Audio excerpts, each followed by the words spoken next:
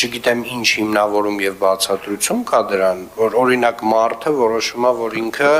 պետք է իր ավտոմեքենայի այդ կատալիզատոր կոչվածը հանի եւ թունավորի բոլոր մնացածին,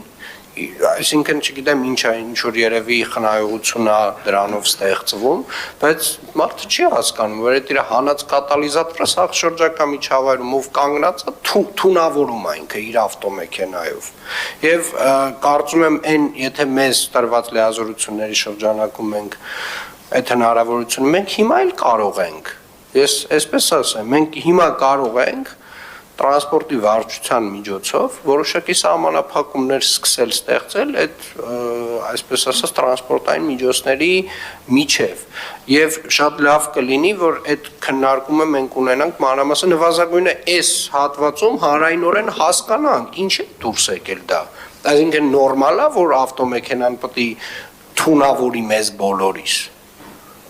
ենթադրում եմ նորմալ չի Ենթադրում եմ դա նենց չի, որ տենց մեր ազգային արժեքն է, չէ, այդ ավտոմեքենան, որ պետք է թույնի բոլորիս։